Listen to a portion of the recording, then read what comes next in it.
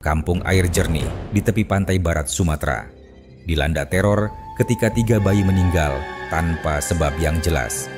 Bisikan tua menyebut nama Palasik, sosok kepala terbang dengan isi perut yang menggantung, makhluk pengisap darah bayi yang selama ini dianggap mitos.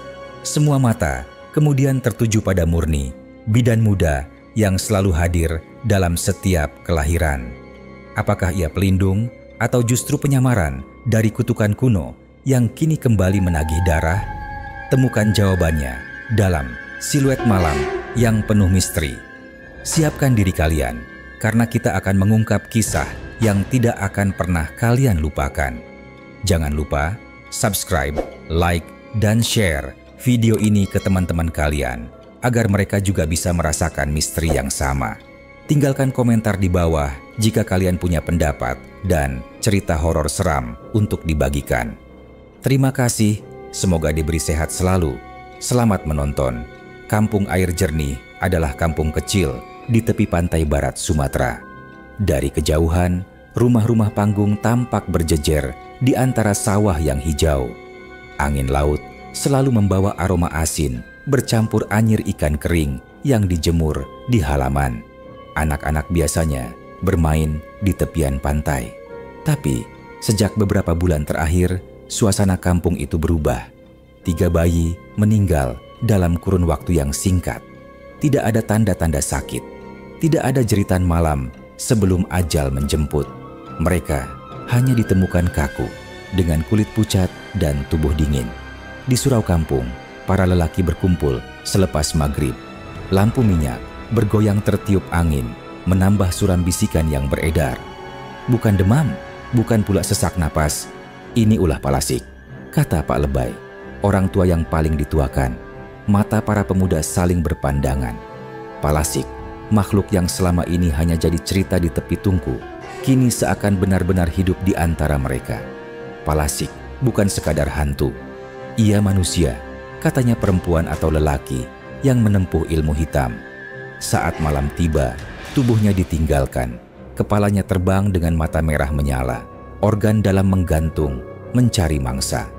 Dan mangsanya adalah yang paling tak berdaya. Bayi yang baru lahir atau janin dalam kandungan. Sejak itu, setiap ibu hamil dijaga ketat. Jendela ditutup rapat, pintu diberi rajah ayat suci. Namun, ketakutan tetap saja merayap di hati. Di tengah kecemasan itu, seorang bidan muda bernama Murni mulai dicurigai. Usianya baru 20-an, wajahnya lembut dan tutur, katanya halus. Ia pindah dari kota ke kampung itu 2 tahun lalu, mengikuti penempatan dari dinas kesehatan.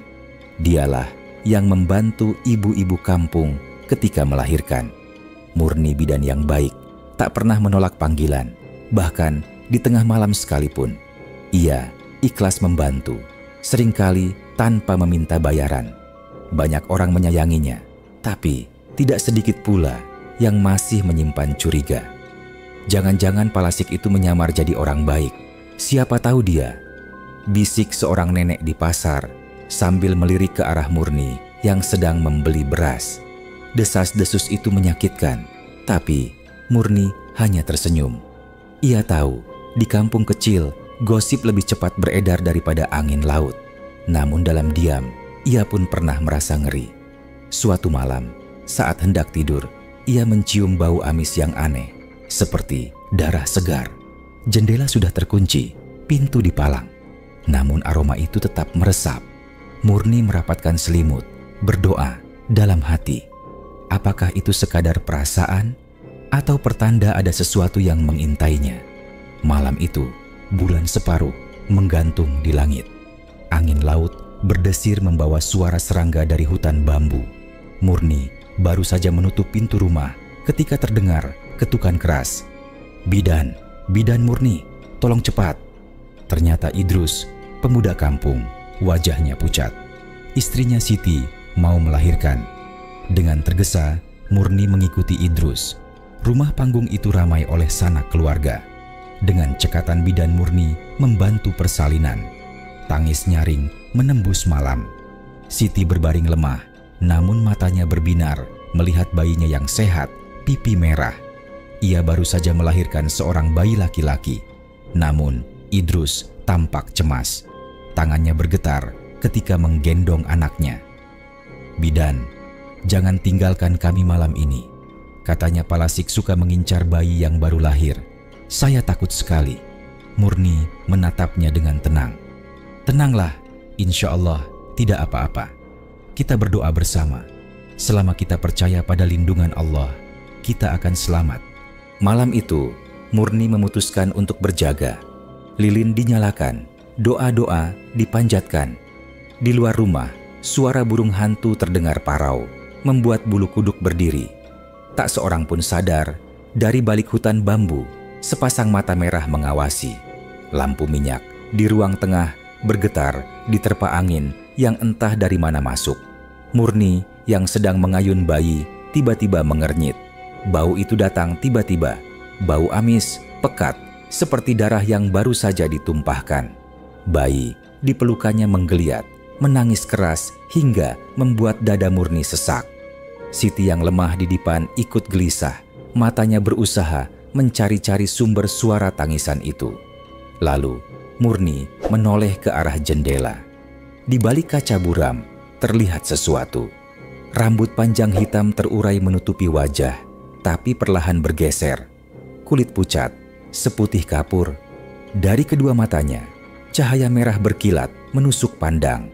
Murni tertegun, nafasnya tercekat, tubuhnya dingin. Di bawah dagu makhluk itu, isi perut menggantung berayun, basah dan berkilau terkena cahaya bulan. Cairannya menetes di kaca, menimbulkan suara plak, plak yang membuat bulu kuduk berdiri. Palasik, bayi menangis semakin keras. Murni mendekapnya erat-erat, seolah hanya pelukan bisa jadi benteng. Siti menjerit histeris, tubuhnya yang masih lemah bergetar. Idrus dengan wajah tegang meraih kayu bakar dari tungku, bersiap melawan. Namun, sebelum ia sempat bergerak, terdengar suara berbisik. Bukan teriakan, bukan geraman, melainkan bisikan panjang yang menusuk telinga. Serahkan anak itu padaku, aku lapar." Kata-kata itu membuat udara seakan berhenti bergerak. Murni merasakan kepalanya berat, pandangannya kabur. Matanya hampir tak bisa lepas dari tatapan makhluk di jendela itu. Ada kekuatan gaib yang memaksa, memanggil, menuntut. Bayi di pelukannya menjerit semakin keras, tangannya mengepal, wajahnya memerah. Seolah ia tahu dirinya sedang dipanggil, diperebutkan. Idrus berteriak, "Jangan kau dekati keluarga ini, setan!" Lalu mengayunkan kayu ke arah jendela. Namun, bisikan itu tidak berhenti. Ia merayap ke telinga Murni, seakan hanya ditujukan kepadanya.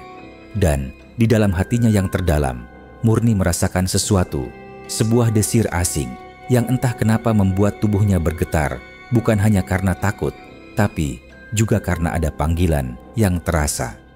Akrab. Jendela tiba-tiba bergetar hebat, lalu terbuka dengan suara keras. Brak! Angin dingin menyapu ruangan, memadamkan lampu minyak. Ruangan mendadak gelap gulita.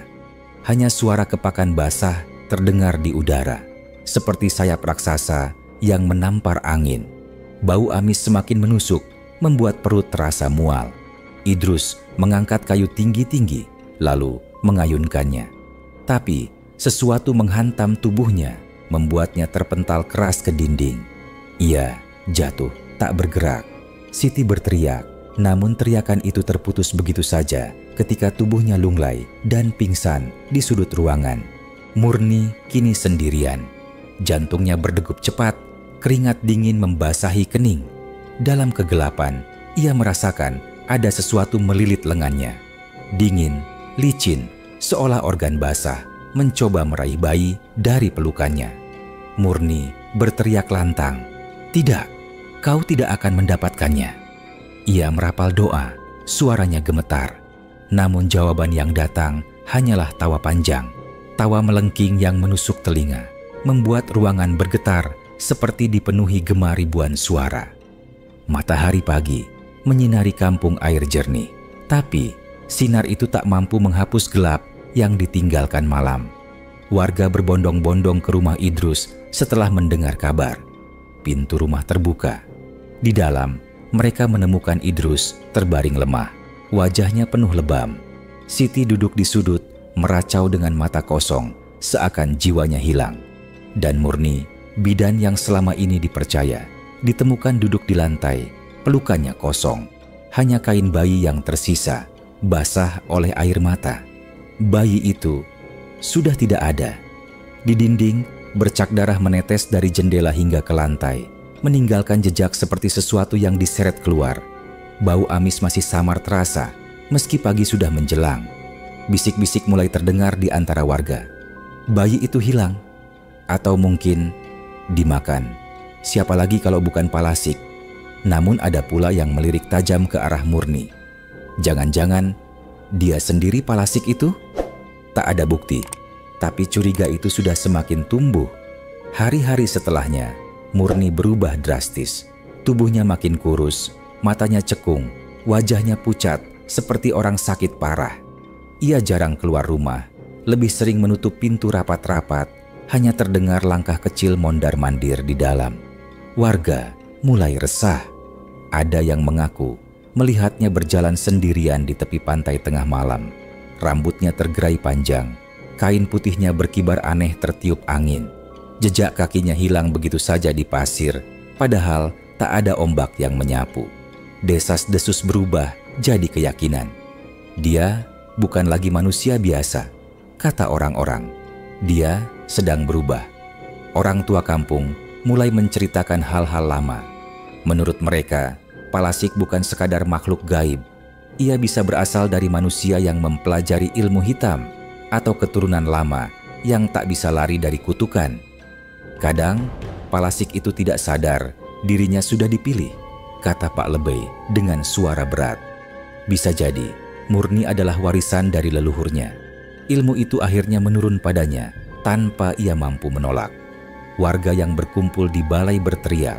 Suara mereka keras, penuh amarah. Kalau benar Murni Palasik, kita usir dia. Bayi Idrus hilang, dan dia satu-satunya yang selamat.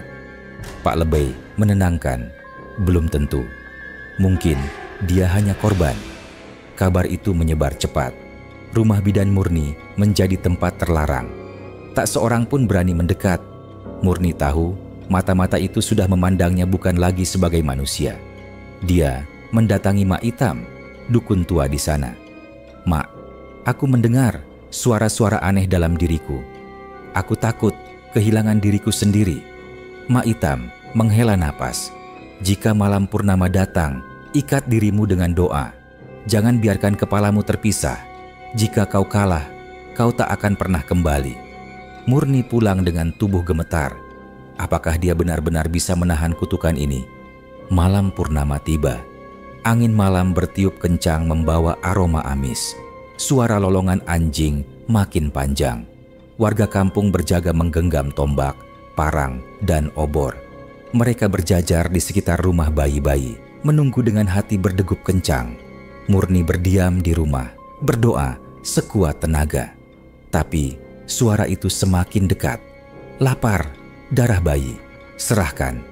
Kepalanya terasa akan pecah. Tubuhnya menggigil. Dan Murni merasa ada sesuatu dari dalam dirinya yang berusaha keluar.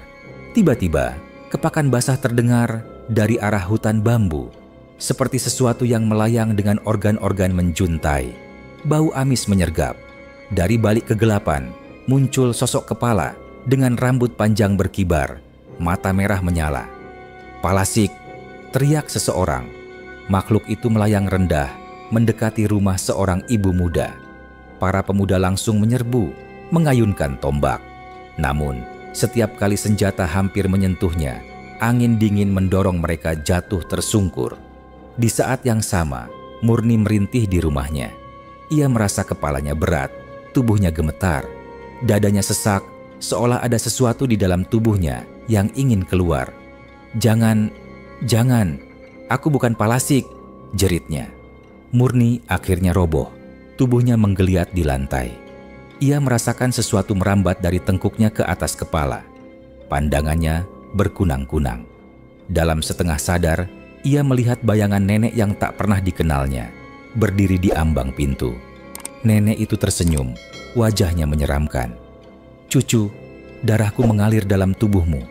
Kau tak bisa lari. Kau adalah aku." Murni menjerit, "Tidak, aku tidak mau." Di luar, warga berusaha menahan Palasik. Beberapa berdoa keras-keras, membaca ayat suci, melemparkan garam dan daun sirih. Makhluk itu mengerang, namun tidak mundur. Saat itu, Murni tiba-tiba berdiri. Tubuhnya kaku, matanya merah menyala. Ia berjalan keluar rumah, langkahnya terhuyung. Warga menoleh, dan rasa takut langsung merambat di dada mereka. "Itu dia, Murni!" teriak seseorang. Sosok Palasik di langit dan tubuh Murni di tanah terlihat bersamaan, seakan keduanya adalah satu jiwa yang terpecah. Kerumunan warga kacau. Ada yang ingin menyerang Murni, ada pula yang ragu karena ia masih dianggap manusia. Pak Lebay maju dengan suara lantang. "Murni, jika kau manusia, lawanlah darah yang menjeratmu. Jangan biarkan kutukan itu menang." Air mata menetes dari mata Murni yang merah. Murni melihat bayi di pelukan ibunya.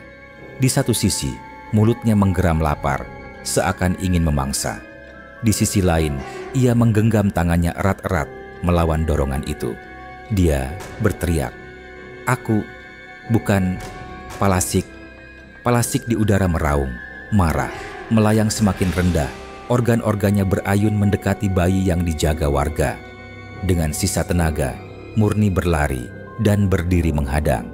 Ia merapal doa sekeras mungkin, meski tubuhnya sendiri hampir terbelah dua oleh kutukan.